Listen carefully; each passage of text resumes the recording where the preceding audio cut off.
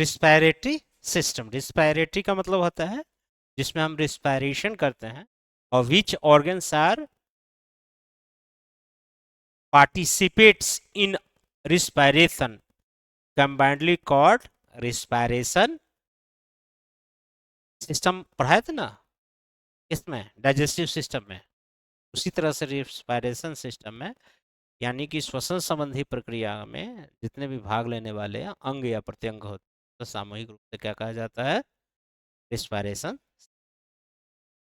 तो लिख लीजिए, respiration, respiratory, in which system, in which system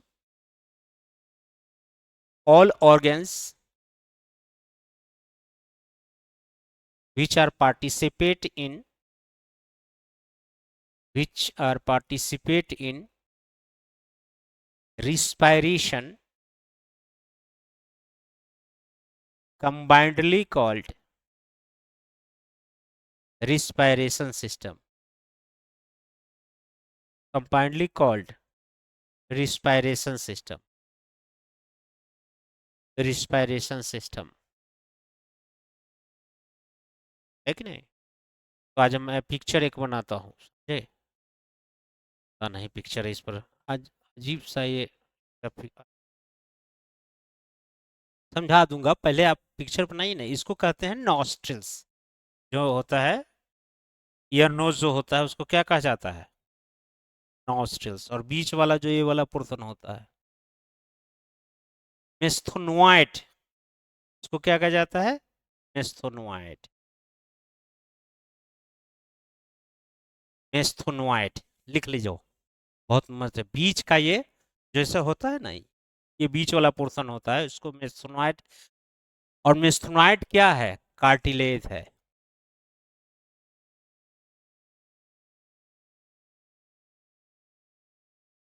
मेस्थोनोइड cartilage है, बीच वाला पोर्शन को कहते हैं मेस्थोनोइड कार्टिलेज। और यहाँ पर देखोगे, यहाँ पर क्या होता है, नजल कैविटी,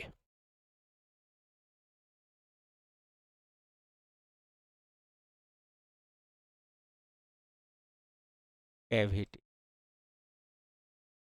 नजल कैविटी, है कि नहीं? और ये फायरिनेक्स होता है,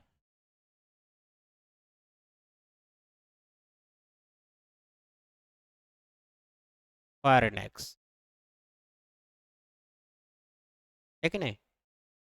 और ये जो नीचे ऐसे आएगा, तो ये यहाँ पर पोर्शन में ट्रैकिया होता है, कंठ के आसपास ट्रैकिया, देख रहे हो, ये कंठ निकला हुआ है, ये वाला पोर्शन, इसको ट्रैकिया कहा जाता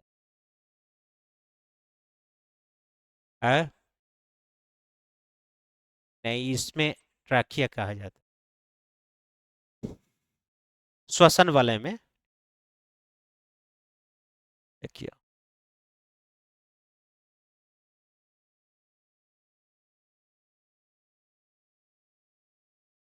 और ये क्या है, ब्रोंच, ब्रोंकली, ये वाला पोर्शन,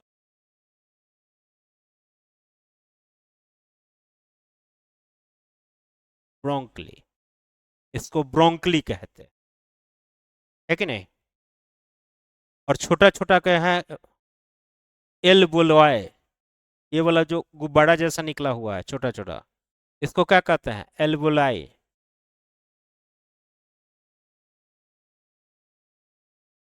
एल्वोलाई, ये है।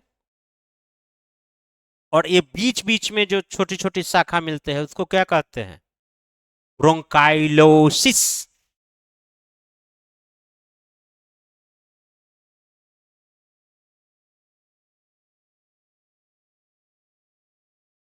ब्रोंकलाइसिस। देखिए, हम सब याद करा देंगे, इसमें बिल्कुल घबराने की कोई आवश्यकता।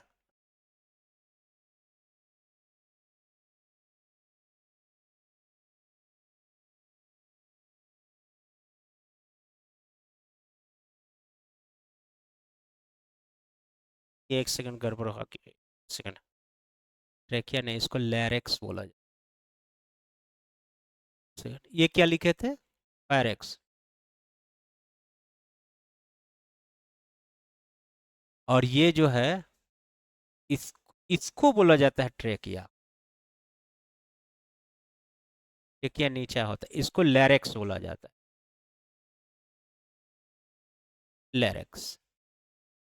और ये होता है फेरिक्स।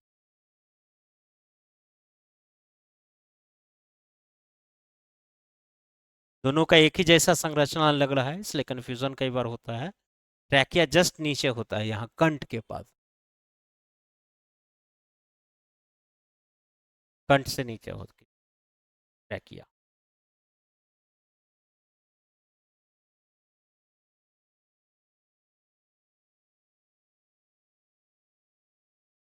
अगर हम ऐसे खड़े हों तो मेरा लेफ्ट लेफ्ट जो होगा इस साइड और राइट, तो इसको क्या बोला जाता है?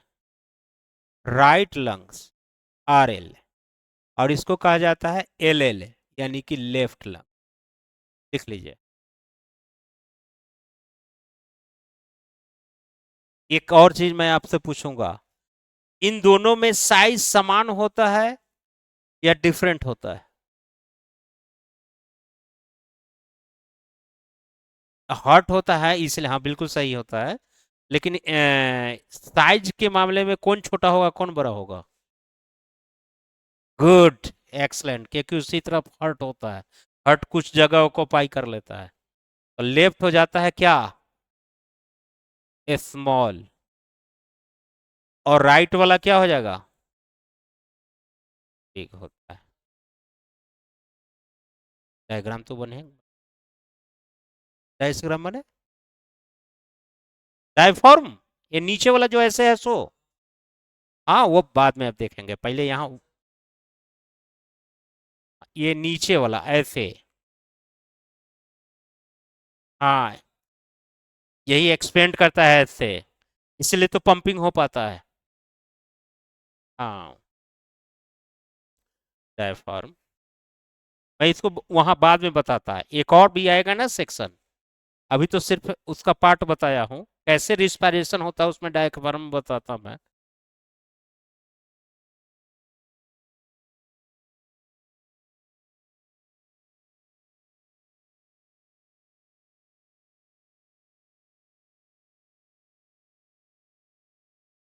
ये डायफ्राम जो है नीचे हम बताएंगे, ये इस टाइप का होता है, यही पंपिंग करता है। मैं यहाँ नहीं बताना चाह रहा था, एक और पिक्चर बताऊंगा, उसमें कैसे सांस लेता है वो सारा चीज बताओ। यही क्या का होता है? देखो ढेकला देखे हो, ढेकुला जो देखे होगे, ऐसे नहीं करता था गांव देहात में। और ताप की भट्टी पर वो जो ये करता है, सेम वही कॉन्सेप्ट पर ये काम करता है कि नहीं? अब इस पिक्चर को देखकर हम एक एक चीज को समझाते हैं, तुरंत समझ में आ जाएगा। पहले एयर विंड से, पाइप जो है उससे हम क्या लेते हैं? O2 लेते हैं, ऑक्सीजन लेते हैं। हालांकि बहुत सारी गैस आती है, लेकिन मेन फंक्शन क्या है? O2 ऑब्जर्व करना ही मेरा मेन फंक्शन होता है। O2 इस नजल से, नजल स्टिल से, इसको ना चूहा कहते हैं, हिंदी से क्या मतलब है तुम्हें? नोजल स्टिल्स कहते हैं, उससे O2 जो है वह सबसे पहले कहां पहुंचेगा? नेजल कैविटी में। बताऊंगा एक एक चीज में। इसी पर जो होता है नजल कैविटी में होता है हमारा जो है जितना धूल धूल कण या जो पार्टिकल्स आते हैं, वही यहीं पर क्या होते हैं? हाँ, म्यूकस इस सब के कारण जो है इसको एब्जॉर्ब कर लेता है। आगे बताऊंगा, खाली मैं सिर्फ एक सीक्वेंस बता रहा हूँ, सबका फंक्शन अलग अलग बताऊंगा। नजल कैविटी में आएगा, उसके बाद कहां पर आएगा? फायरिक्स में। फारिक्स के बाद कहां आ जाएगा? लैरिक्स में। लैरिक्स के बाद कहां आएगा? ट्रैकिया में। ट्रैकिया के बाद कहां आएगा? देखिए, ट्रैकिया के बाद एक के बार ब्रोंकोलिस नहीं लिखना है, ब्रोंकी में, इसमें आएगा, ए वाले में। और तब ये छोटा छोटा जो ब्रांच लिखा है उसको क्या कहा गया है? ब्रोंकोलाइसिस। और तब यह कहा जाएगा, ये जो रचना है इसको क्या बोले हैं? एल्वोली। तो एल्वोली जो है स्मॉलेस्ट, लिख लो, alveoli is, alveoli is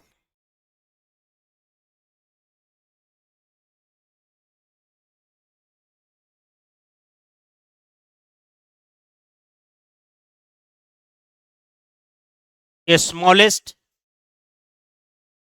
unitary functions system of lungs.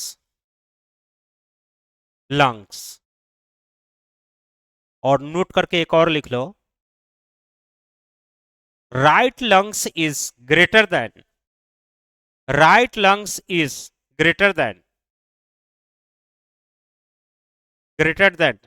a small lungs.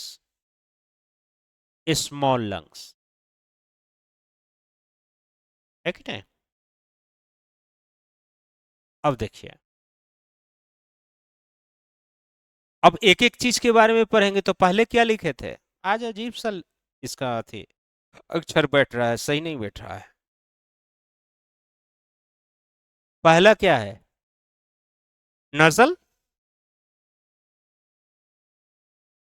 Nasal क्या लिखे हो? Nasal, strips, nostrils. हाँ, नॉस्ट्रिल, नॉस्ट्रिल,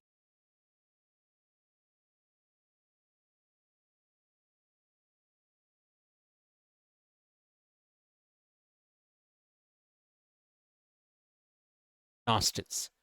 नॉस्ट्रिल्स का मतलब देख रहे हो? नॉस्ट्रिल्स का कोई काम नहीं है। यह क्या है? एक प्रकार का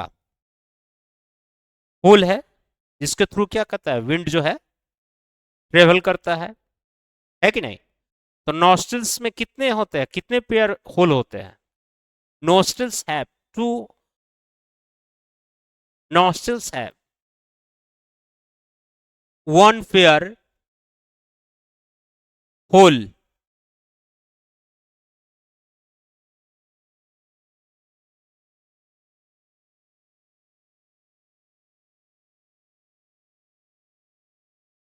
है कि नहीं? दूसरा लिखिए, इसमें बहुत ज्यादा कुछ नहीं पढ़ना है। दूसरा लिखिए, नसल cavity.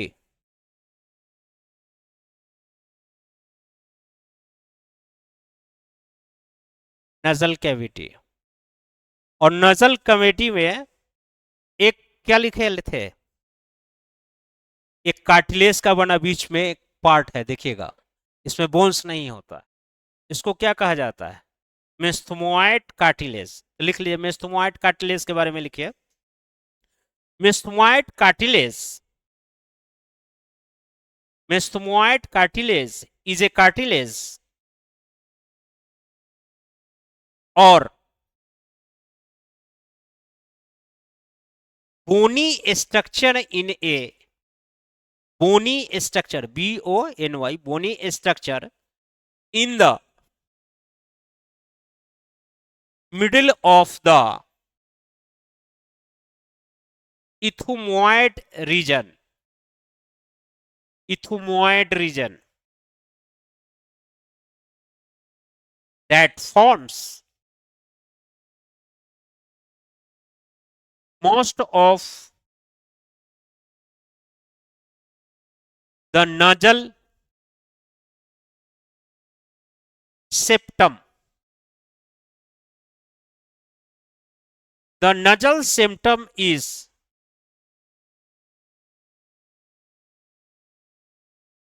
a flat quadrilateral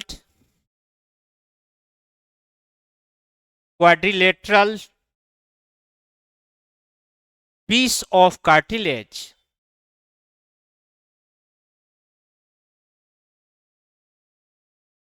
that separates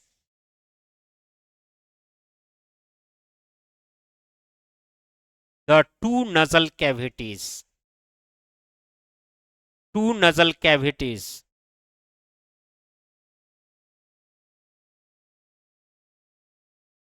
Two nasal cavities.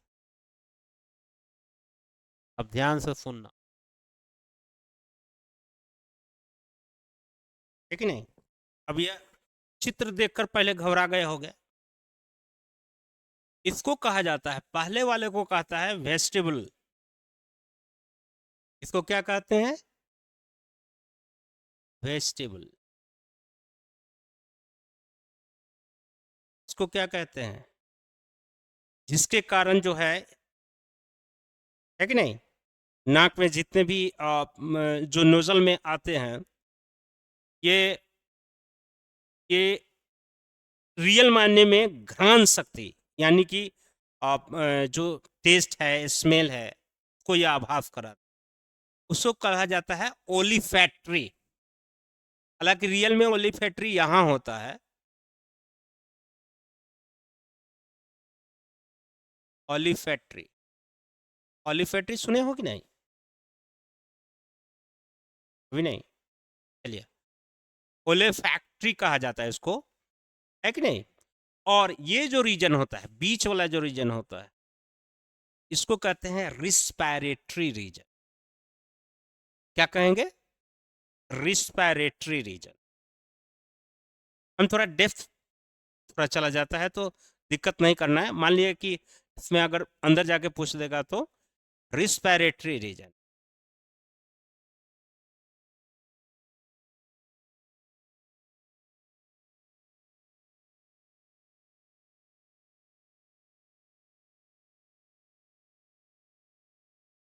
Respiratory, इसका क्या काम है, का क्या काम है, और ये क्या है कि नहीं। तो पहले पिक्चर बना लो।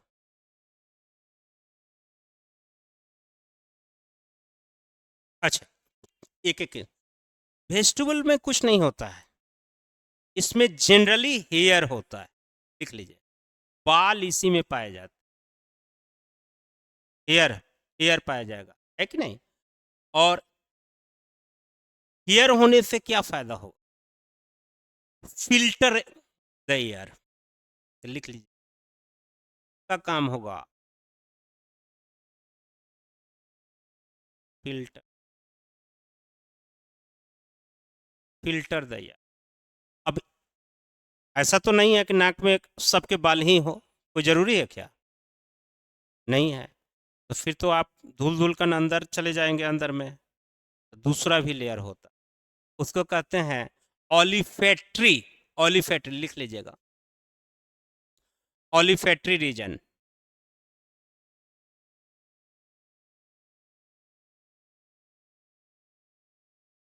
इसी में वोमेन्स ग्लैंड होते हैं।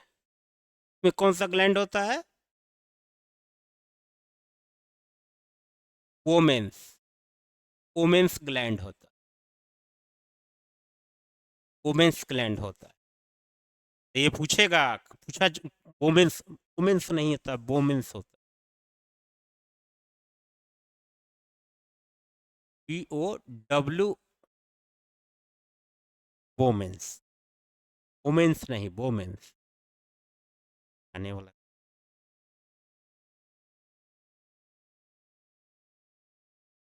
Women's, women's gland. ये क्वेश्चन एक यहाँ से भी कुछ पूछा जा सकता है, वोमेन्स ग्लैंड किस में पाया जाता है? ओलिफैक्ट्री में, है कि नहीं? हाँ, ये रिस्पिरेटरी नहीं, वोमेन्स ग्लैंड होता है, ग्लैंड में नहीं पढ़ना है। ये सिर्फ सिर्फ ओलिफैक्ट्री जो होता है, ये नसल कैविटी में ही ग्लैंड पाया जाता है, छोटी छोटी ग्लैंड्स होता है। ये वुमेन्स ग्लैंड का क्या काम है? ग्लैंड नाम दिया गया है कि नहीं, जो इसमें ओलिफैक्ट्री में पाया जाता है। इसी ओलिफैक्ट्री ग्लैंड्स के वुमेन्स ग्लैंड के कारण क्या होता है, स्मेल, स्मेल करते हैं ना कि कैसा स्मेल है, बुरा स्मेल है या बैड स्मेल है, या किसमें करते हैं, तो इसके लिखिए स्मेल, स्मेल, बैड या गुड। गुड का आभास कहाँ होता है? ओलिफैक्ट्री में। बैड और गुड का कहाँ आभास होगा? ओलिफैक्ट्री में। लिख लीजिए, स्मेल का होता है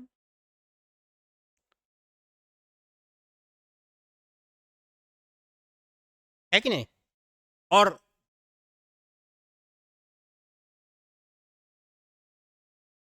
इसमें पाया जाता है रिस्पिरेटरी रीजन में,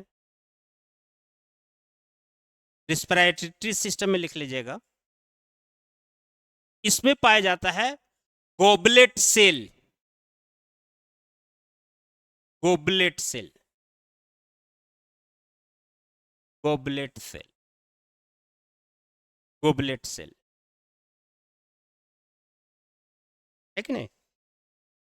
तो गोबलेट सेल जो होता है, इसी गोबलेट सेल के कारण, बहुत महत्वपूर्ण लाइन पर लिखा है, इसी में म्यूकस पैदा होता है। इसी गोबलेट सेल के कारण क्या होता है? क्वेश्चन पूछा था कि म्यूकस कहाँ कहाँ पाया जाता है, तो बहुत लोग समझते हैं कि रिस्पायरेशन सिस्टम में ही सिर्फ म्यूकस होता है। नहीं, म्यूकस कहाँ पाया जाता है? हाँ, और यह म्यूकस किसके कारण होता है? इसी रिस्पायरेटरी रीजन में एक होता है गॉबलेट से, उसी से स्राव होता है कि नहीं? हो गया कि नहीं? और nasal work as a air condition, इसी रिस्पायरेटरी रीजन के में म्यूकस के कारण फायदा भी होता है। या नाक को सर्दी के दिनों में देखोगे, यहाँ महसूस करोगे तो गर्म महसूस होगा, और ठंडा के दिन गर्मी के दिनों में देखोगे हॉट डे में तो ठंडा महसूस होगा। यानी कि वर्क एज ए एसी काम करता, पूछ सकता है। वर्क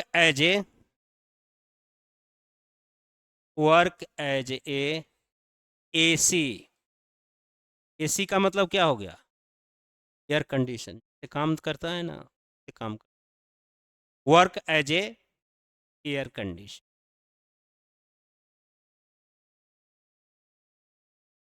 किस क्षेत्र में होता है? रिस्पायरेटरी रीजन में, due to goblet cell and mucus.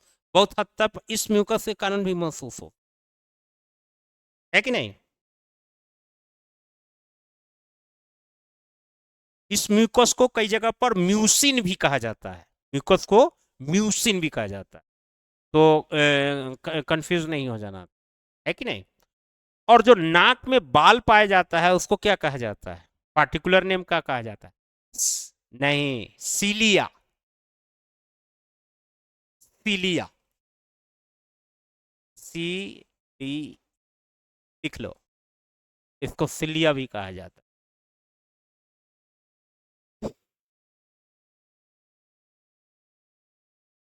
Cilia भी कहा जाता है।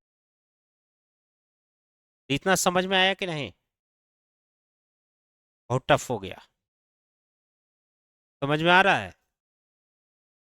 तो तुमको अगर सीक्वेंस सजाने के लिए कह देगा तो ये जो है नॉस्ट्रिल्स हो गए, नॉस्ट्रिल्स के अब अंदर जाओगे तो नजल कैविटी आएगा। नजल कैविटी में कितने पार्ट? 3 पार्ट। कौन कौन? वेस्टिबुल, दूसरा रिस्पायरेटरी रीजन, तीसरा ओलिफैक्टरी। और वेस्टिबुल में क्या होता है? हेयर। ज्यादा नहीं याद करना है, एक एक पॉइंट याद रखो, काम चल जाएगा। वेस्टिबुल में क्या होता है? हेयर, जिसको क्या कहा जाता है? सिलिया। यह काम का क्या काम करेगा? एयर फिल्टर करने का काम करेगा। इतना बात याद नहीं रहेगा। दूसरा क्या होगा? Respiratory reason. रिस्पायरेटरी रीजन में क्या होता है? गॉलब्लेट सेल। गॉलब्लेट सेल के ही कारण क्या होता है? म्यूकस। और यह इसी रिस्पायरेटरी रीजन में, इसी म्यूकस के कारण एज ए वर्क के रूप में कैसे काम करेगा? एसी की तरह। इसको एयर कंडीशन के रूप में काम करेगा, है कि नहीं? The air condition of the nasal cavity में कौन होता है? Respiratory region. उसके बाद ओलिफैक्टरी। ओलिफैक्टरी में क्या होता है? वोमेन्स ग्लैंड होता है। वोमेन्स ग्लैंड के कारण क्या होता है? इसी ग्लैंड के कारण हम किसी चीज को बैड या गुड स्मेल कर पाते हैं। भारी है, इतना है कि समझ गए कि नहीं? इसी को कहते हैं डिटेक्टिंग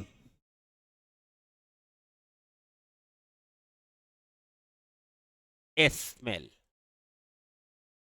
डिटेक्टिंग स्मेल करने वाला उपनाम भी कहा जाता है कि नहीं? तो हमें लगता है कि इतना,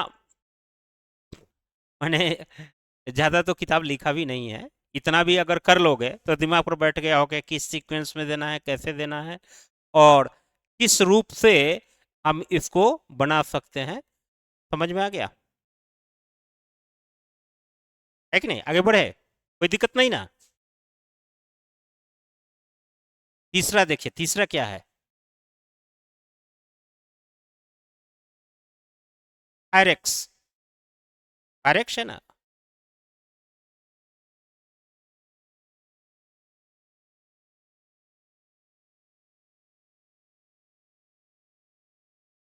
फायरेक्स का क्या काम है? हमें वर्क देखना है, लिख लीजिए इसको। The nasal cavity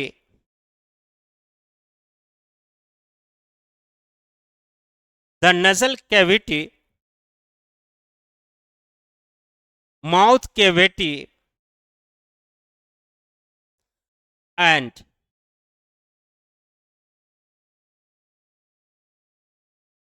year cavity open here, open hair,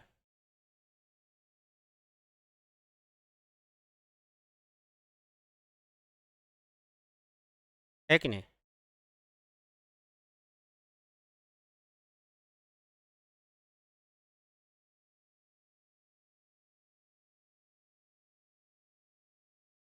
यहाँ ओपन किसका किसका हो रहा है? तीन चीजों का।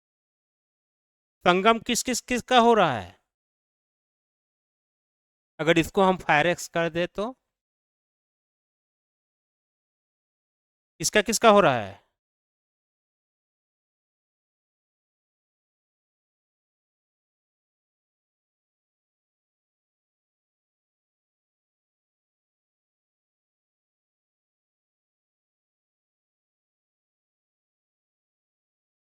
एंड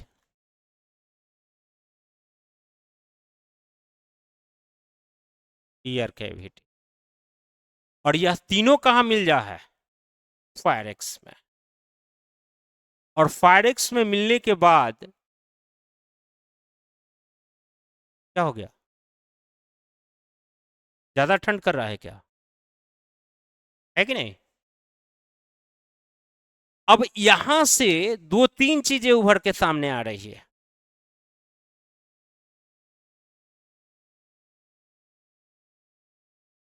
यहां से दो तीन चीजें उभर के आ जाए। नजल से क्या आ रहा है? ईयर, यानी कि हवा आ रही है कि नहीं? और माउथ कैविटी से क्या आएगा? फूड, फूड आ रहा है कि नहीं? और ईयर कैविटी से तो जिसके अनुसार हम साउंड को सुन पाते हैं, और कई बार इसमें भी कई बार गंदगी बैठ जाती है तो हम बाहर निकालते हैं, है कि नहीं? तो ईयर कैविटी है यहाँ पर। और तीनों मिलती है कहाँ? फायरेक्स, है कि नहीं? कान जिस भाग में खुलती है, ओपन होती है, year is open this particular point, not only those, this is फायरेक्स। लेकिन जिस ट्यूब से जुड़ी होती है, एक ट्यूब से जुड़ी है ना, अंदर अंदर तक जाइएगा तो ये ट्यूब से जुड़ा हुआ है। जहां तीनों मिल रहा है फायरेक्स, वहां पर देखिएगा ये मिल जाएगा कान वाला। उसको वेस्टिब्यूलर ट्यूब्स कहा जाता है, कान वाला जो ट्यूब्स होता है। और कहाँ मिला? फायरेक्स से। उस ट्यूब्स को क्या कहा जाता है? वेस्टिब्यूलर ट्यूब्स, लिख लीजिए। EUS, EUSTACHIAN,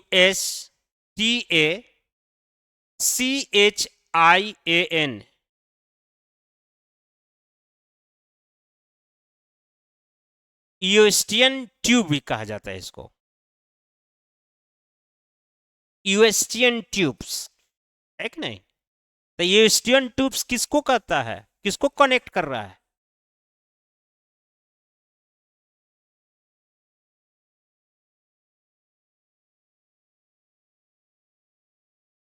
ईस्टियन ट्यूब जो है, जो जो ईयर है, इस ईयर से पायरेक्स को कौन जोड़ रहा है? यूएस्टियन ट्यूब्स। समझ में आ गया? लेकिन अगर कई बार देखते होंगे ये तो हम समझ गए कि ईयर से इसको जोड़ रहा है तो ईस्ट्रियन ट्यूब्स कहेंगे। लेकिन जो नजल कैविटी वाला होगा और माउथ कैविटी वाला होगा, उस कैविटी का भी तो अलग अलग नाम होगा, है कि नहीं? तो नजल कैविटी से तो आता है तो नजल ही कहते हैं, माउथ से आता है उसको माउथ कहते हैं। लेकिन जिस समय हम सांस लेते हैं, रिस्पायरेशन करते हैं, उस समय माउथ की कैविटी को, माउथ में जो हम भोजन लेते हैं, उस चीज को क्या कहते थे, ढक देती है। और जब हम ये काम करते हैं तो ये काम ड्रॉप कर देते हैं, और ये काम करते हैं तो इस काम को ड्रॉप कर देते हैं। और कई बार देखते होंगे कि जब दोनों काम एक साथ होने लगता है तो क्या हो जाता है, अकबका जा नहीं जाता है, उसको क्या कहते हैं, कई बार देखते हो कि भोजन बाहर आ जाता है नाक के थ्रू, ये नोज के थ्रू जो फूड पार्टिकल जो है बाहर आ जाता है, सरक जाता है, जिसको आम बोलचाल की भाषा में सरक जाने का, वह रियल में दुर्घटना घट जाती है कि नहीं? तो आगे बताऊंगा इस चीज के बारे में कि एक्चुअली क्या होता है। यहां तक समझे कि नहीं? अब देखिए,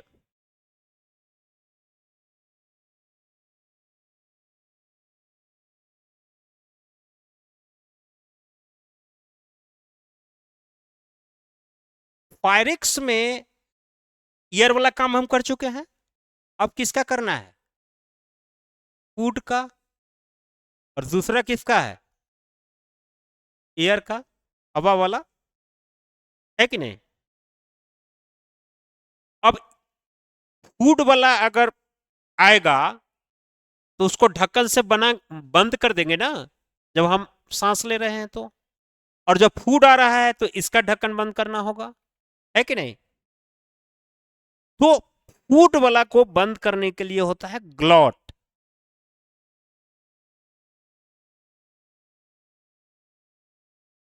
और ये होता है ग्लोटिस। तो ग्लॉट और ग्लोटिस में अंतर समझ में आया कि नहीं? ग्लॉट होता है ईयर वाला, ग्लॉट होता है ईयर वाले, और ग्लोटिस होता है फूड वाला। याद हो गया? नहीं नहीं, सॉरी, गलती लिख, ये होता है ग्लोटिस होता है, वही हमको लग रहा था ये ईयर होगा। ग्लोटिस, ग्लोटिस का मतलब ईयर वाले, ग्लोटिस क्या होगा, एयर। और ग्लॉट का मतलब, क्योंकि पहले तो ईयर जाएगा ना ऊपर से, तो ग्लोटिस होता है, ग्लोटिस वाले को अगर हम करेंगे, एयर वाले को अगर ढक्कन बंद करने वाला होगा तो उसके लिए कौन होगा, और फूड को अगर जब बंद करना होगा ढक्कन तो क्या है, तो ग्लोट और ग्लोटिस एक प्रकार का क्या है, ढक्कन है, एक प्रकार का क्या है, कवर है। किताब में इतना अगर डिटेल्स नहीं दिया हुआ है बेटा, जितना हम एकदम गांव देहात की भाषा में बिल्कुल ही, वो कहते हैं ना गवई भाषा में तुमको दिमाग पर डाल दे रहा है। और जो प्रैक्टिकल रूप से दुर्घटना भी घटती है, ऐसा नहीं कि व्यवहारिक साइंस है ये, तो तुमको ग्लोट और ग्लोटिस भी पता चल गया रियल में होता क्या है। और ये ग्लोट और ग्लोटिस तुमसे पूछेगा कि पाया कहा जाता है, तब कहाँ कहोगे, फारिक्स में ही पाया जाता है। और ग्लोट किसका काम करेगा, फूड पाइप में वो रहता है ढक्कन के रूप में, और ग्लोटिस में क्या होता है, एयर वाले। अब लिख लीजिए,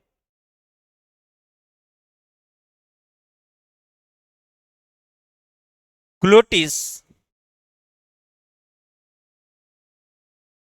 work as a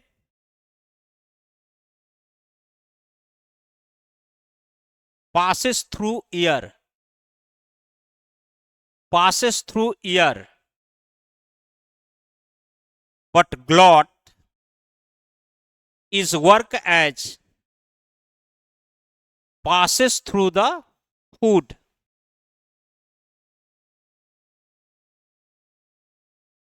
Through Glot and glottis is the part of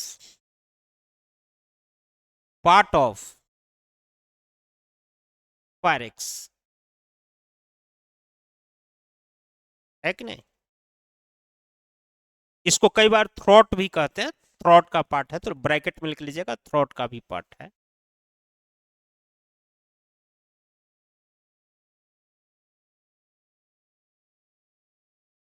समझ में आ गया? मजा आ गया? अब नेक्स्ट पार्ट देखो क्या पढ़ना है।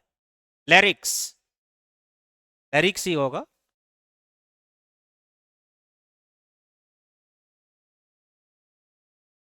लैरिक्स, लैरिक्स में क्या होता है? लैरिंक्स होता है, एन होता है, लैरिंग। लैरिंग्स में क्या होता है सो बताओ। लैरिंग्स क्या होता है? एक प्रकार का, इसी के कारण हम आवाज बोल पाते हैं। लिख लीजिएगा, larynx is, larynx is a vocal cord. बहुत महत्वपूर्ण लाइन है। Larynx is a vocal cord, है कि नहीं? जैसे हमारा वोकल कॉर्ड क्या होता है? लैरिंग्स। तो बर्ड्स का क्या होता है? नहीं, उस वोकल कॉर्ड उसका भी होता है, उसको बोला जाता है सिरिनिक्स।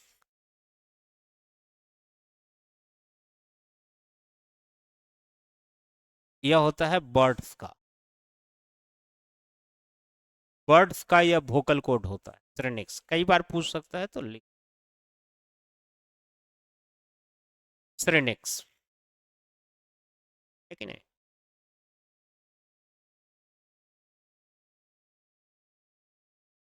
और ये दूसरा सबसे महत्वपूर्ण पॉइंट लिख लीजिए, ह्यूमन वोकल कॉर्ड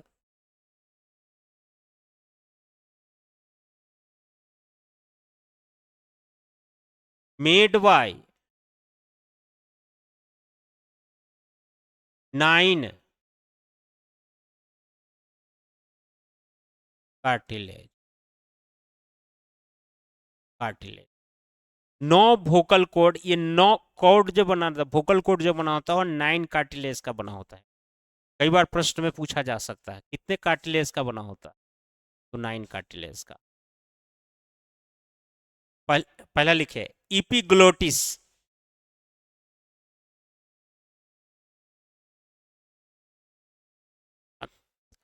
लिख लोगे तो क्या हो जाएगा, घाटा थोड़ी करेगा। इपिग्लोटिस, चाहे नहीं लिखना चाहोगे तो नहीं लिखो, आगे बढ़ जाओ। है? नहीं लिखोगे?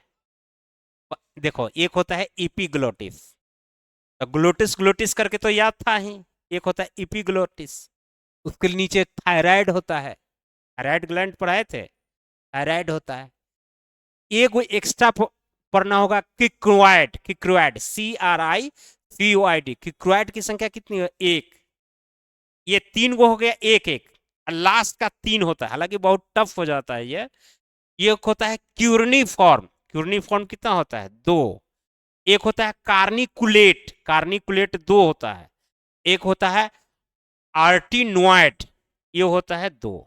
तो 2 नीचे से 2 हो गया, और ऊपर से 3, कितना हो गया? 9 हो गया। हालांकि यह काफी टफ हो गया, तुम इतना भी याद रखोगे ना कि 9 होता है, तो तुम्हारे लिए बहुत बड़ी चीज है। लोग को यही पता नहीं है कि ह्यूमन में वोकल कोड कितने होते हैं, यही पता नहीं है। तुम तो 9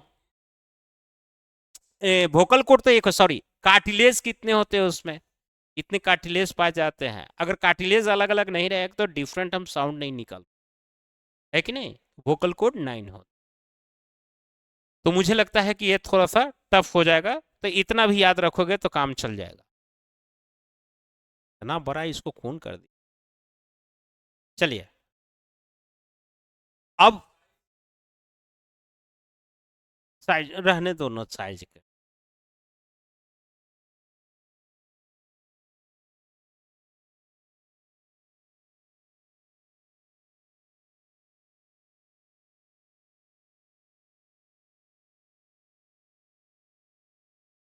अब सही है। चलिए, वोकल कोड, वोकल कोड हो गया। और उसके बाद को नेक्स्ट पॉइंट लिखे, ट्रेकिया। नेक्स्ट ट्रेकिया लिखा थे ना, या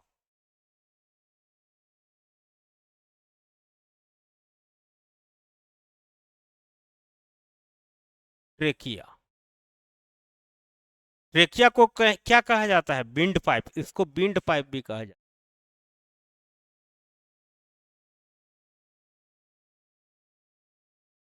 बिंड पाइप भी कहा जाता है कि नहीं? बिंड पाइप जनरली इस प्रकार का संरचना होता है, मैं स्ट्रक्चर बना देता हूं, आपको तुरंत समझ में आएगा। पीछे भी बनाया था मैं इस टाइप का संरचना,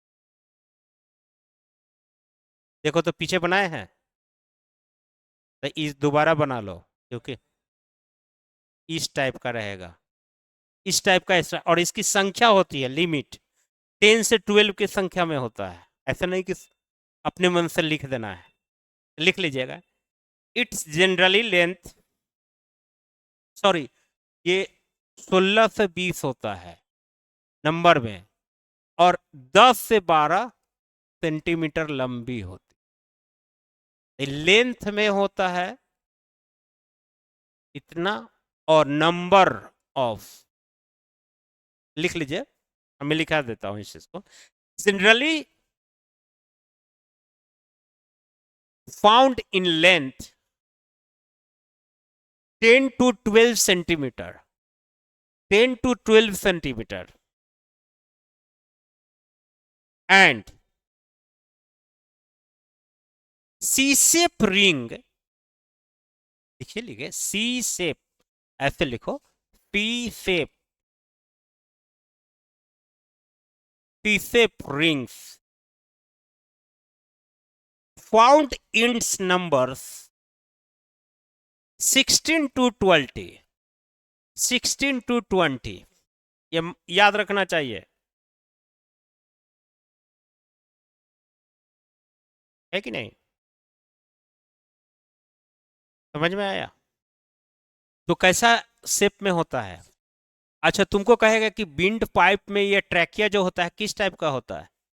सी शेप में। सी है कि नहीं? भले ही सी उल्टा है, लेकिन सी तो है। तो अगर ऐसे होना चाहिए था, लेकिन इसी को पलट देंगे तो सी बन जाएगा कि नहीं? तो अभी इसको सी शेप ही, यू शेप ना अब बहुत लोग कहेगा यू शेप क्यों नहीं कह दिए सर, लेकिन जब बहुत सारे बायोलॉजिस्ट जब इसको सी शेप कर रहे हैं, तो हम अपने से परिवर्तन तो कर नहीं सकते हैं। उन्होंने सी शेप लिखा है, तो मुझे भी सी शेप कहना पड़ रहा है कि नहीं? तो ज्यादा इसमें दिमाग नहीं लगाना है। सी शेप रिंग भी कहा जाता है इसको। इसकी नंबर ऑफ कितना होता है? 16 से 16 से 20, है कि नहीं? ये हमको लगता है कि आप लोगों को पूरा का पूरा हो गया। अब है नेक्स्ट, देखिए, ब्रोंकी और ब्रोंकलाइसिस। एक एक जगह पर पढ़ा देता हूं मैं। नेक्स्ट लिखिए, bronchi.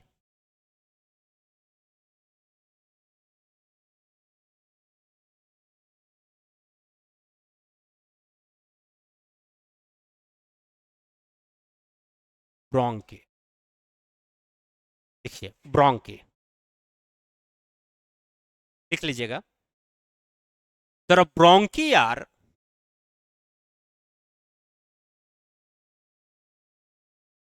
the bronchi are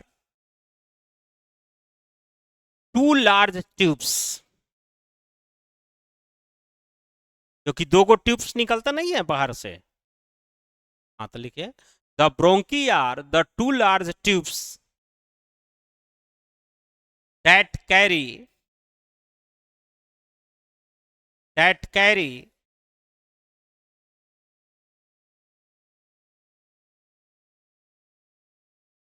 tubes that carry air from windpipe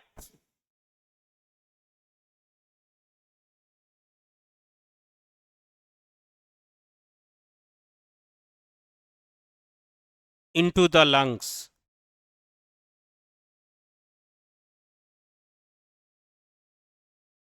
and back out again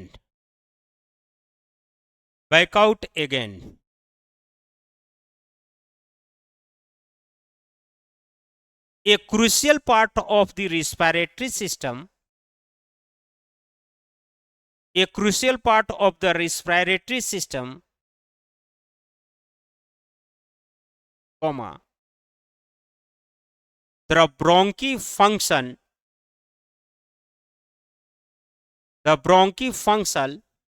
function primarily as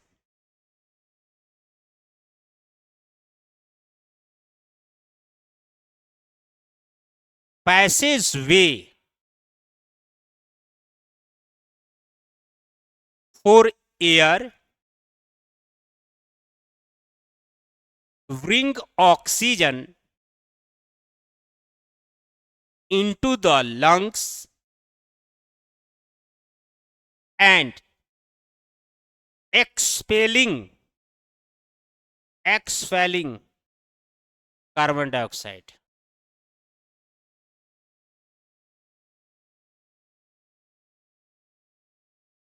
है कि नहीं? जो देखते होंगे एक मोटा सा जो ये होता है ट्रैकिया जिसको कहते हैं, उससे दो गो निकला है नीचे से पाइप, पीछे बताया था, उसी को क्या कहते हैं? ब्रोंकी। फिर उससे छोटा छोटा देखिएगा पाइप निकलेगा, उसको क्या कहते हैं? ब्रोंकोलाइसिस। उस ब्रोंकोलाइसिस से जुड़ा होता है अलग अलग छोटा छोटा वो ये उसको एल्बुलाय कहा जाता है। देखो यहाँ पर बनाए हो एल्बुलाय होता है, तो इसके बारे में लिख ले। ब्रोंकी हो गया ना, अब नेक्स्ट लिखिए ब्रोंकोलाइसिस। ब्रोंकोलाइसिस लिखो, नेक्स्ट लिखो ब्रोंकोलाइसिस।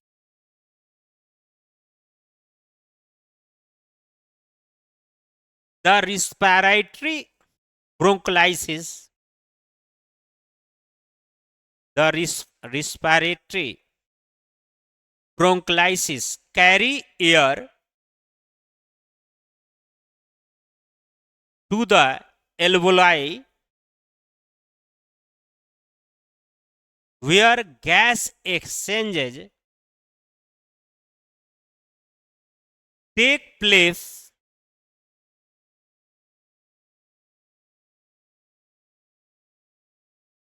This process involves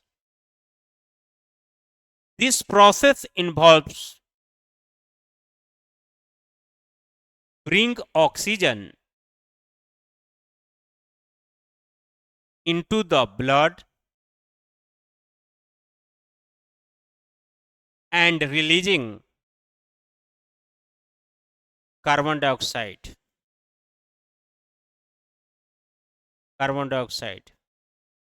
है कि नहीं? अब लास्ट लिखिए जो सबसे महत्वपूर्ण भी है, मेन फंक्शन यही करता है, एल्बुलाई, ALVEOLI।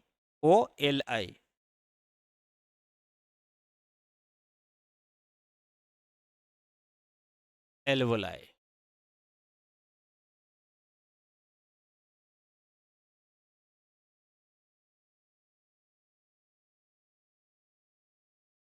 एल्बुलाई, ठीक है। एल्बुलाई क्या काम करता है? Main exchange of the gas कहाँ होता है? एल्बुलाई में होता है। एल्बुलाई किससे जुड़ा होता है? लंग्स से।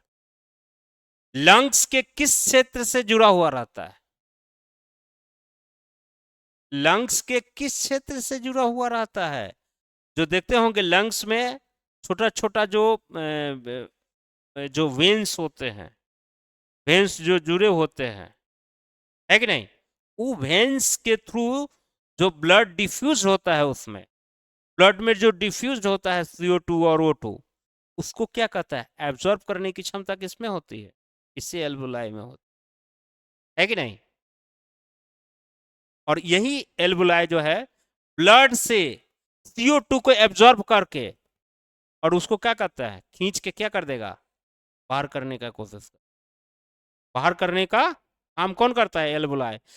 सिगरेट पीने वाले का या धूम्रपान करने वाले का एल्बुलाई ही, वो जो है ना वहां पर जहां से एब्जॉर्प्शन करने की क्षमता होती है, वहीं काम करना बंद कर देता है। वहीं पर क्या होता है, CO2 जमना शुरू हो जाता है। कि हम लेते हैं ना, स्मोकिंग करते हैं तो CO2 CO वहीं पर जमना शुरू हो। अब क्या होगा कि एब्जॉर्प्शन पावर जो होता है कम हो जाता है, इसलिए ऐसे लोगों को अस्थमा डिजीजेज हो जाता है, या दम घुटने से मौत हो जाती है, या फेफड़ा पूरी तरह से काम नहीं, फेफड़ा गलता नहीं है, वही एल्वोलाई ही काम करना बंद। जब वो काम करना बंद कर देगा तो जिंदा रहोगे क्या? CO2 बाहर ब्लड से निकल पाएगा क्या प्रॉपर एब्जॉर्ब करके? ये लंग्स काम करना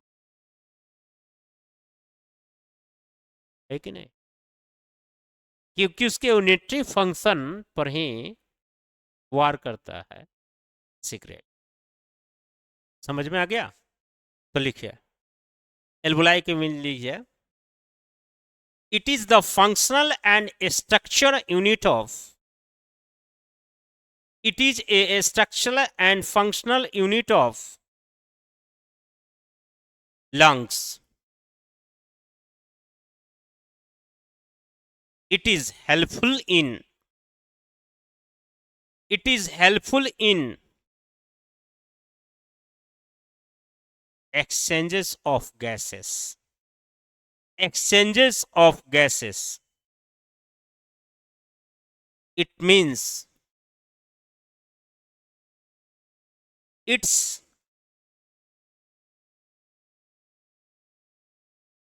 work as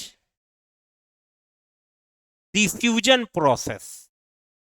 पूछ सकता है तुम, किस प्रोसेस से वो बाहर करता है? इसको क्या कहते हैं? Diffusion process.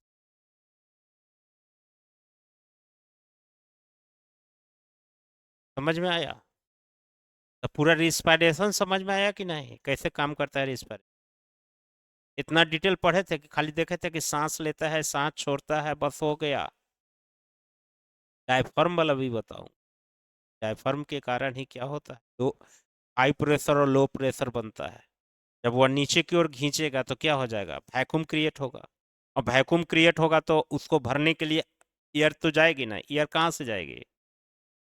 नोज के थ्रू जाएगी ना, तो हम उसी कारण सांस ले पाते हैं। और फिर वह छोड़ती है तो क्या होगा, वो बाहर निकलेगी। क्यों? तो बाहर निकलने के लिए प्रेशर डालेगी डायफ्राम के थ्रू, तो एयर कैसे निकलेगा? नाक के थ्रू ही। नाक के थ्रू ही, नोज के थ्रू ही एयर लेते भी है, इनहेलेशन भी करते हैं, और उससे एक्सहेल भी करते हैं, बाहर की ओर निकालते भी है। यह सब प्रोसेस किसके कारण संभव होता है?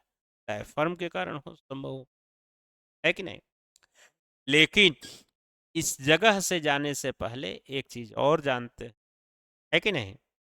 उस चीज वो भी परीक्षा के लिए खाली एनसीईआरटी में उसको चर्चा किया है, इसलिए पढ़ाना वो जरूरी है। एनसीईआरटी का हर फैक्ट्स काफी महत्वपूर्ण है कि नहीं? एक नेक्स्ट हेडिंग लिखिए, ये नोच का जितने पार्ट्स दिमाग में आया कि नहीं, कई बार सीक्वेंस भी पूछ लेता है, एक बार और रिकॉल कर देता। ये क्या है? नॉस्ट्रिल्स, उसके बाद नजल कैविटी, उसके बाद क्या है? फायरेक्स, उसके बाद लैरेक्स, लैरेक्स के बाद क्या है? ट्रैकिया, ट्रैकिया के बाद क्या है? हाँ, ब्रोंकाइस, उसके बाद ब्रोंकोलाइसिस। वाह रे बेटा! और लास्ट में एल्वोलाई। तुमको सीक्वेंस पूरा याद नहीं हो गया? परीक्षा में क्वेश्चन आए तो सीक्वेंस कर सकते हो। अब कहेगा कि तुम्हारा इस मेन जो है नॉस्टिल्स, नॉस्टिल्स में क्या होता है? जो जो है होल होल होता है, इससे विंड ट्रेवल करता है कि नहीं? इसका बहुत ज़्यादा काम है नहीं। दूसरा क्या होगा? नॉस्ट्रिल्स, नॉस्ट्रिल्स हो गया। उसके बाद नजल कैविटी, नजल कैविटी में कितने पार्ट? 3 पार्ट। कौन कौन पार्ट है?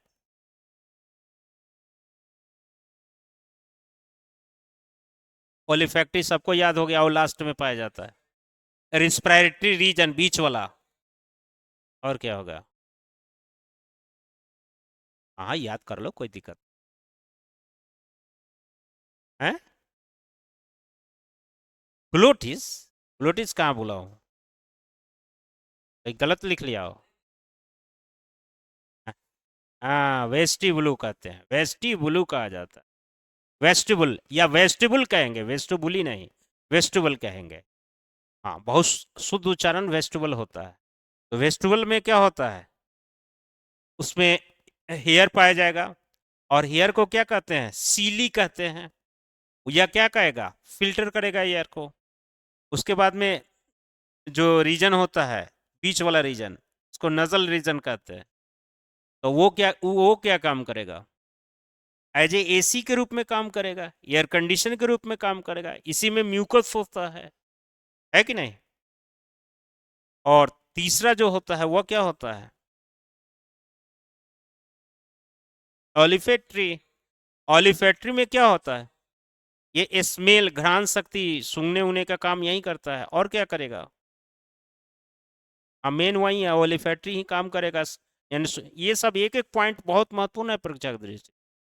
उसके बाद कहाँ जाओगे, नसल कैविटी हो गया, उसके बाद पैरेक्स। पैरेक्स में क्या होगा,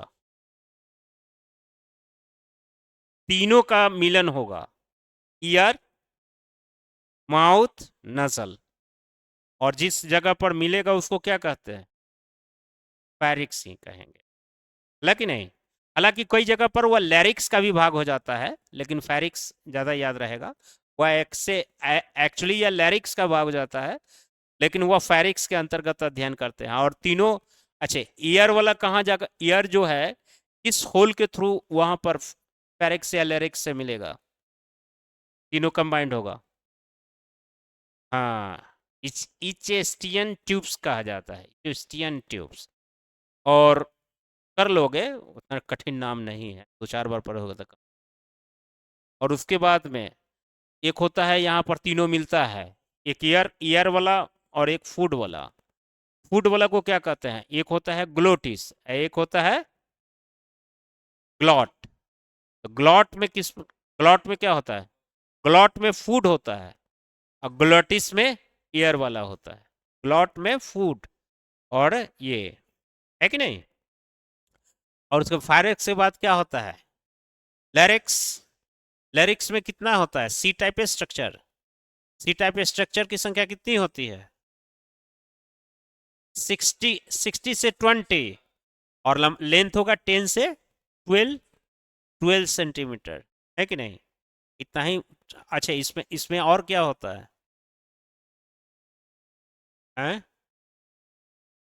चलो, लैरिक्स हो गया, लैरिक्स के बाद क्या होता है? ब्रोंका ब्रोंकाइल्स, है कि नहीं।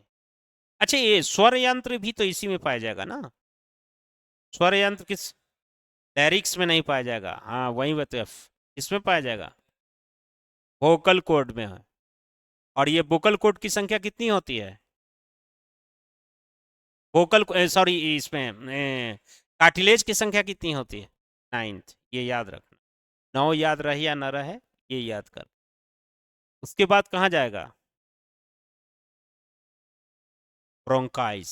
ब्रोंकाइस जो होता है दो पार्ट में बढ़ता है, तो ब्रोंकाइस में जाएगा। उसके बाद ब्रोंकलाइसिस, ब्रोंकलाइसिस। उसके बाद एलवाई, एलवाई में क्या होता है, यहीं पर गैस का एक्सचेंज होता है।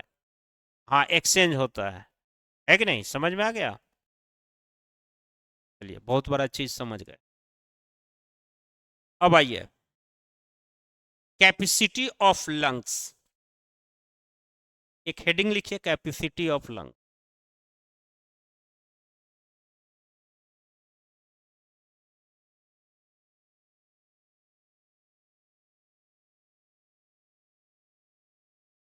कैपेसिटी ऑफ लंग्स, एक हेडिंग लिख लीजिए। कैपेसिटी ऑफ लंग्स में लिखिए, tidal volume of lungs. Tidal volume of lungs पहला लिखिए,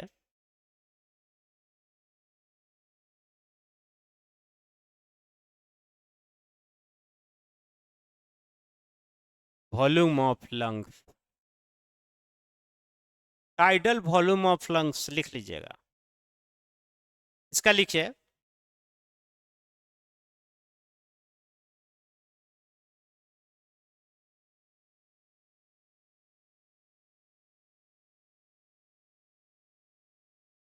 क्या देख रहे हो? टाइडल वॉल्यूम होता है नॉर्मल स्थिति, कोई थकावट में नहीं, नहीं एक्सरसाइज में। नॉर्मल जो हम रिस्पायरेशन करते हैं, इनहेल करते हैं और एक्सेल करते हैं, total amount of the air which are inhale and exhale combinedly called tidal volume। और इसका जो अमाउंट होता है वह कितना होता है? लिख लो, 500 ml। 500 वॉल्यूम को ml में ही मापते हैं, 500 ml। नहीं समझे? ml में ही लिखा जाता है, एनसीईआरटी ml लिखा है तो वॉल्यूम को ml में। हाँ वो हम पता है, मुझे पता है, लेकिन वो जब लिखा ml है, ml में लिखा है तो हम क्या कहें? एनसीईआरटी को तो काट नहीं सकते। ये टाइडल वॉल्यूम लिखा है और ml में नापा है, अभी ml में नाप रहा हूँ। टाइडल वॉल्यूम लिखो, द अमाउंट ऑफ, तुमको समझाए थे लेकिन कितना समझे हो? हाँ ये सब थोड़ा टेक्निकल चीज है।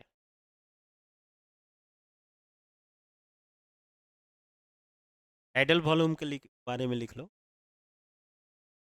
कि the amount of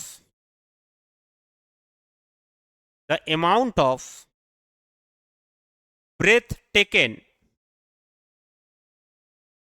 taken in and out at rest is called tidal volume of lungs।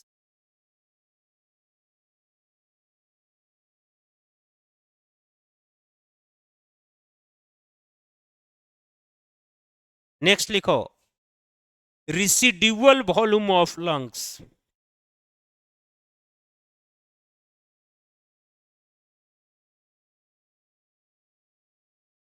residual volume of lungs, volume of lung. Residual क्या होता है भाई? हाँ लिख लो। एंड अच्छा इस अच्छा बाद में लिखा दूंगा, पहले लिख लो definition. The amount of air,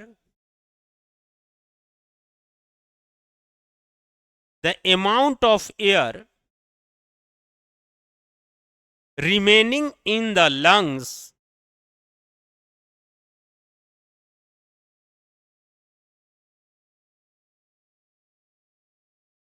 after a person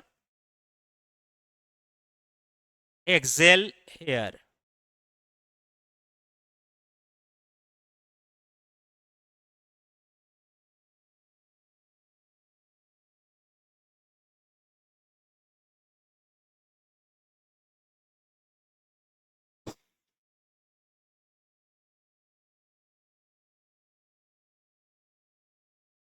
अब पहले ध्यान से सुनो, जैसे हम जो सांस छोड़ते हैं ना, अब पूरा सांस अगर बाहर कर दे, एक्सेल कर दे, तो भी कुछ ना कुछ रह जाएगा। तो आप कहेंगे ये रह कैसे जाएगा? तो छोटा छोटा एल्वोलाई होता है ना, उसी में कुछ वायु जो है अटक के रह जाता है। अटक का मतलब है कि वहीं पर कुछ जो है रेस्ट पार्ट बचा रह जाता है। लाख कोशिश करेंगे तो भी, और ऐसा एल्वोलाई की संख्या एक दो नहीं है, तो ऐसे चित्र में नहीं एक दो बता लिख दिया, तो करोड़ों और लाखों होता। तो ऐसी स्थिति में कुछ ना कुछ तो अमाउंट बचा रह जाएगा, सारे अमाउंट को जोड़ेंगे क्या बराबर होता है? यह अमाउंट होता है 1200 ml। लिख लो, यह 1200 ml के करीब। समझ में आया?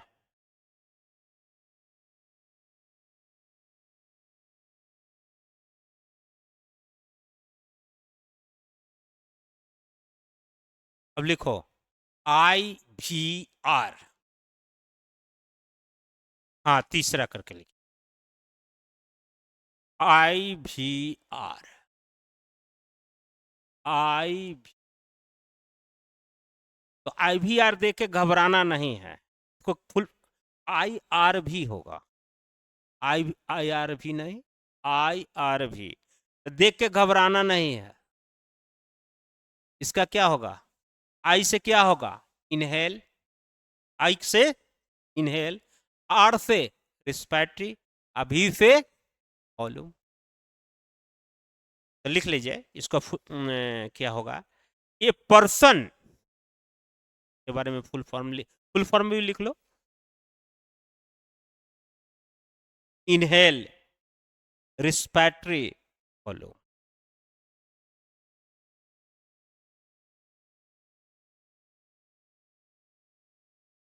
ये person inhale air by breathing a full capacity,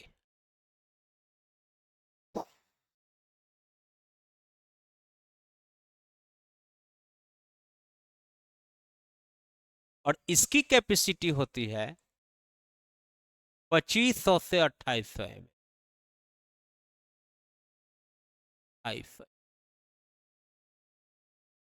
जैसे बाबा रामदेव कैसे कराते हैं, जोर से सांस लो और जोर से सांस छोड़ो, तो हम उस स्थिति में जितना जोर से हम सांस लेते हैं वो टोटल अमाउंट ऑफ जो रिस्पायरेशन लिए ईयर जो हमारे अंदर गया उसकी टोटल अमाउंट कितना होता है, 2500 से 2800। बहुत जान जीव लगा के, और नॉर्मल स्थिति में हम कितना लेते थे, आ दिया पहले ही लाइन में 500। आप पूरा जोर लगा के करेंगे तो 2500 से 2800 ml। समझ में आया, ये लिखा दिया हूं ना पूरा। अब लिखो EVR,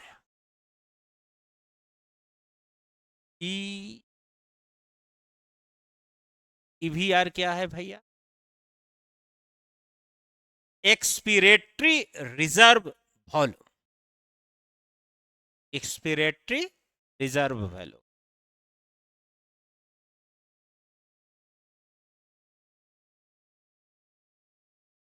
हेलो, हाँ ठीक है, ठीक ठीक। एक्सपायरेटरी रिजर्व वॉल्यूम यह होता है 1100 से 1300, 1100 से, है कि नहीं, लिख लीजिए EVR के बारे में, a amount of air, a amount of air excel by full capacity, full capacity. Next लिखिए vital capacity, vital capacity, vital capacity, vital capacity में लिखिए, ये बाद में लिख लीजिएगा, हम समझा दूंगा। The amount of air we have control over, we have control over, है कि नहीं, तो कितना पर कंट्रोल है, 500 पर कंट्रोल है जो नॉर्मल सांस लेते हैं, उसके बाद जो रेस 1200 1100 बचता है उस पर कंट्रोल नहीं है। और देखो और कौन, एक को छोड़ दो जिस पर हम, वो रेसिड्यूरी को छोड़ दो और रेस्ट बताओ, और बताओ 2500 से 2800, उसके बाद बताओ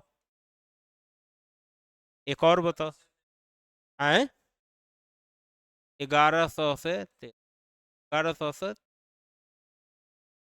हम मिनिमम ही लेते हैं, 500 हो गया प्लस 2500 कितना हो गया, 3000,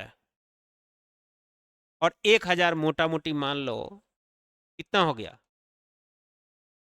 4000 ml के करीब होना चाहिए। तुमको उसी रेंज में लिखाएंगे तो लिखिए, इसका कैपेसिटी होता है वाइटल का लिख लीजिएगा।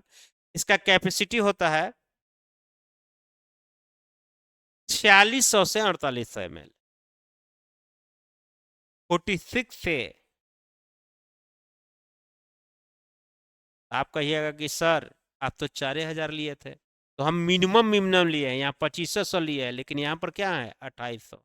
यहाँ हम 1000 लिए हैं, जबकि मैक्सिमम कितना है 1300। तो यहाँ 300 यहाँ बढ़ गया, 300 यहाँ बढ़ गया, और 100 हम कम लिए थे, 600-700 हो ही गया, तो लगभग लगभग हो ही गया ना। समझ में आ गया। अब लिखिए टोटल कैपेसिटी, नेक्स्ट में लिखिए टोटल कैपेसिटी, छठा में लिखिए टोटल कैपेसिटी।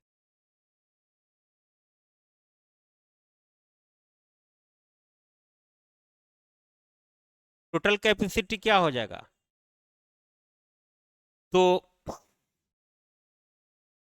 ये हो गया 4600, और प्लस बचा हुआ रेस्ट कितना है था रिसिड्यूअल में 1200,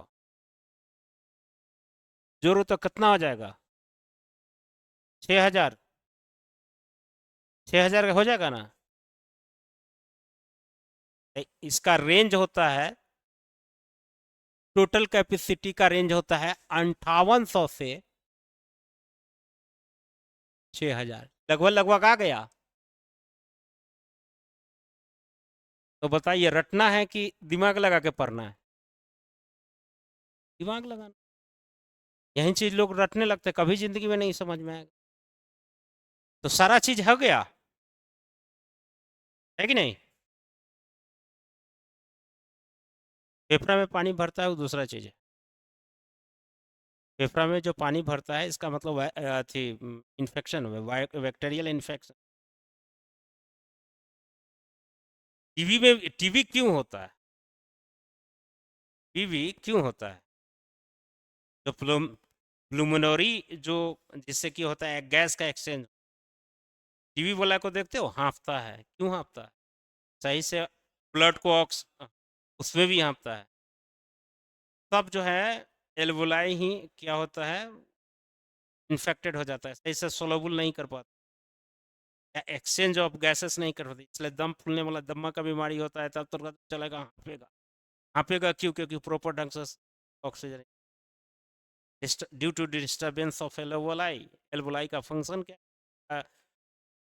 एब्जॉर्प्शन ऑफ O2 करेगा और डिजोल्व कर देगा CO2 का, प्रॉपर ढंग से कर ही नहीं पाए, ओके को नहीं। इसलिए बार बार कहा जाता है कि सिगरेट पीना which is not injurious for health, लोग उसको, और बायोलॉजी सही से ढंग से पढ़ लेगा तो प्रचार करने की जरूरत भी नहीं। समझ आए कि बेटा मेरा